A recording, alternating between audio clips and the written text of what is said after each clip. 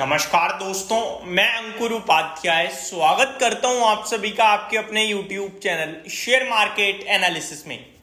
Weekend special video है ये। यहाँ पे मैं किसी पर्टिकुलर स्टॉक, पर्टिकुलर थीम की कहाँ पे पैसा लगाया जाए तो बनेगा, या कौन सा स्टॉक यहाँ से चल सकता है, या कौन से स्टॉक में क्या खबर है, इसके बारे में बात नहीं करने वाला हूँ। मैं बात करने वाला हूँ कि इस शेयर बाजार में अगर सबसे ज्यादा जरूरी चीज है तो वो आपका खुद का भरोसा है। अदरवाइज पैसा तो टूटेगा ही टूटेगा, मनोबल भी टूट जाएगा, सब खत्म हो जाएगा। शेयर बाजार को गालियां दोगे, चार लोगों को शेयर बाजार के बारे में नेगेटिव चीजें बताओगे और पैसा हार के चले जाओगे। ये वीडियो अंत तक जरूर देखिएगा, क्योंकि यहाँ पे हर पल हर मोड़ पे आपको फंसाने के लिए लोग बैठे हैं, ट्रैप करने के लिए लोग बैठे हैं। एक चीज को सिंपल से तरीके से समझिए। देखिए, आपका पैसा तब बनेगा जब कोई गवाएगा। तो आपको कोई ऐसी राय क्यों देगा कि आपका बन जाए और उसका गव जाए, यानी उसका चला जाए और आपके पास आ जाए? कोई ऐसी राय नहीं देगा। फिर भी ये शेयर बाजार चल रहा है, यहाँ पे एक दूसरे को राय दी जा रही है। मैं आपको बताता हूं ऐसा होता क्यों है। सबसे पहले ये समझिए, देखो, मैं अगर आपसे बोलूंगा कंपनी ए का शेयर चल सकता है, उठा लो, तो मैं कुछ नहीं कर सकता। क्यों नहीं कर सकता? मेरे पास पावर ही नहीं है ना। मेरे कहने से सामने वाला व्यक्ति इतनी बड़ी क्वांटिटी खरीदेगा कि वो स्टॉक को बढ़ा दे तो मेरा फायदा हो जाए, या फिर मुझे बड़ा माल लेके बैठा हूं, मुझे बड़ा माल छोड़ना है और मैं आपसे कहूं कि ये स्टॉक चल सकता है, ले लो, ऐसा भी नहीं है। तो मेरे जैसे लोग तो कुछ नहीं कर सकते, लेकिन बड़े बड़े म्यूचुअल फंड, इंस्टीट्यूशनल मैनेजर्स जो है म्यूचुअल फंड्स के, या फिर बड़े बड़े इन्वेस्टर्स जो हैं, वो जरूर कुछ ना कुछ कर सकते हैं। या टीवी पे जो एनालिस्ट आते हैं आपके लिए, आपके फेवरेट बिजनेस चैनल्स पे, वो जरूर कर सकते हैं। आप कहोगे भाई ऐसे थोड़ी हो जाएगा, सेबी है। तो सेबी तो पकड़ता है दोस्तों बाद में, काम तो पहले खत्म हो जाता है। आपने जी बिजनेस के 5 बड़े टीवी पैनलिस्ट को देखा था कि उन्होंने आपके साथ कैसे फ्रॉड करा। इसके बारे में भी मैंने वीडियो बनाई थी, जहां पे मोस्ट फेमस हिमांशु गुप्ता जी खुद अपना सौदा काटते थे, टीवी पे कॉल देते थे, वो शूट करता था, वो छोड़ते थे। इन्वेस्टर ट्रैप, ट्रेडर को लॉस, और उनकी कंपनी फायदा लेके निकल चुकी है। और उनका क्या होता था? Commission fix, that's it. अब यहां पे आपका कॉन्फिडेंस सबसे ज्यादा क्यों जरूरी है, इस पे आगे पॉइंट में बढ़ते हैं। ये तो आपको समझ में आ गया होगा कि बाजार में हर पल हर मोड़ पे आपके लिए धोखा है। देखो, अगर आपके पास कोई शेयर है और सामने से कोई ये कह रहा है ये शेयर गिर सकता है, और वो शेयर गिर रहा है आपकी स्क्रीन पे आगे, तो आपको थोड़े समय के लिए लगेगा व्यक्ति सही कह रहा है, निकल जाना चाहिए। लेकिन आप अगर कॉन्सेप्ट को थोड़ा डिटेल में समझो तो आप हमेशा नोटिस करना, खबर आए, कुछ नहीं हो रहा होगा शेयर में।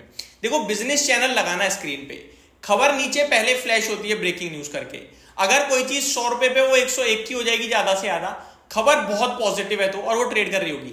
लेकिन जब 1-1.5 मिनट बाद उसी बिजनेस चैनल के एंकर्स उस खबर को हाईलाइट करते हैं, और उस बिजनेस चैनल के एंकर उसको ये बोलते हैं ये तो बहुत पॉजिटिव है, अब ये शेयर की री रेटिंग हो जाएगी, अब ये शेयर चलेगा, तो आप नोटिस करोगे कि 1 मिनट जब खबर आई थी तो शेयर 1 रुपए 1% बढ़ा। लेकिन जब वो कमेंट्री कर रहे होंगे स्ट्रॉन्ग पॉजिटिव, तो वो शेयर शायद 105-110 रुपए हो जाए। क्यों होता है ऐसा, इसको समझिए। वो खबर के दम पे नहीं होता, वो उस एंकर के दम पे हो रहा है जो उस समय उस न्यूज को, फ्लैश न्यूज को पढ़ रहा है, और शेयर में आप ही जैसे बहुत सारे इन्वेस्टर्स बाइंग क्रिएट कर रहे हैं, डिमांड ला रहे हैं, वो शूट करता है। और आप नोटिस करना, आने जैसे ही वो न्यूज 5 मिनट कवर करेंगे, छूटेगा कहीं और, बाजार का मूड शिफ्ट होगा, बाजार ध्यान देगा, उससे टीवी से, वो स्क्रीन से हटेगा शेयर, जैसे ही आने वाले 1 से 1.5 घंटे में वो शेयर वापस नीचे आएगा। मैक्सिमम टाइम ये होता है। और फिर इन्वेस्टर कहेगा यार पैसा बन रहा था, चला गया, बेच दो, और फिर वो बेचेगा और फिर वो और नीचे जाएगा। डबल सैंडविच क्रिएट हो गई।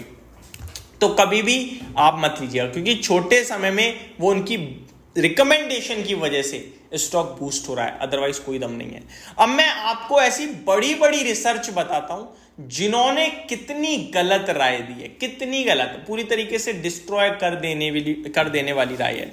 पहला स्टॉक यहां पे जो है वो आईटी दिग्गज इन्फोसिस का है। आपको याद होगा इन्फोसिस, पूरा आईटी सेक्टर 2022 के एंड में, 23 के मिडल में, 23 के स्टार्टिंग में अमेरिका में रिसेशन की बात चल रही थी। आईटी बहुत प्रॉब्लम में था, अभी भी प्रॉब्लम में है, कोई खास परफॉर्मेंस नहीं आई है, लेकिन बहुत रिकवर कर गया है नीचे से। लेकिन उस समय स्टॉक का हाल बहुत ही बुरा था, 1250 रुपए आ गया था शेयर घटकर अपने रिजल्ट्स के बाद। और उस दिन आती है कुछ रिपोर्ट, और रिपोर्ट पता है कितनी खराब होती है। कहते हैं कि अभी तो इनके पास काम ही नहीं है, यूएस में रिसेशन की भी बात चल रही है, हालांकि आएगा नहीं आएगा पता नहीं, लेकिन आईटी स्पेंड टूटेगा। उस समय इन्फोसिस का भाव दोस्तों 1245 1250 हुआ करता था। कहते हैं इतना सब कुछ नेगेटिव बोलने के बाद कहते हैं कि हमने अपना टारगेट प्राइस 1500 1550 से कट करके 1200 रुपए कर दिया है। आपके तो टारगेट प्राइस पे ही खड़ा है ऑलरेडी, तो सेंटीमेंट नेगेटिव बना दिए, टारगेट वहीं का वहीं है। दूसरी बात, उसी समय इन्फोसिस पे कुछ लोग 1100 रुपए की बात कर रहे थे, लोग नहीं है, ये ब्रोकरेज हाउसेस हैं। आज जब इन्फोसिस 1550 है तो आज ये 1750 कह रहे हैं, सेम ब्रोकरेज हाउस 1800 भी कह रहे हैं और कुछ लोग 1600 कह रहे हैं। पहला स्टॉक ये था। दूसरा स्टॉक एमटा टेक्नोलॉजीज है। आपको याद है चंद्रयान 3, ज्यादा समय नहीं हुआ, अच्छे से याद होगा।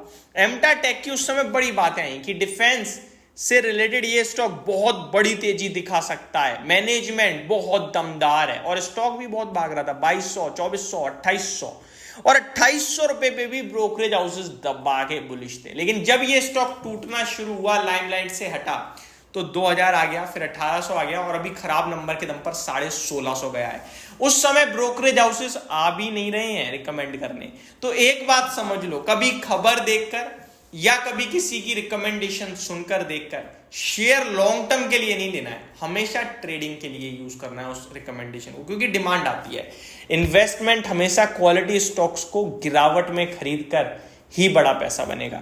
तो ज्यादा कुछ नहीं कहूंगा, मैं बस इतना ही कहूंगा कि बाजार में आपके लिए कोई और पैसा नहीं बना के देगा, आपको अपने लिए खुद ही पैसा बनाना पड़ेगा। सबकी सुनने के बाद डिसीजन आपको ही लेना पड़ेगा।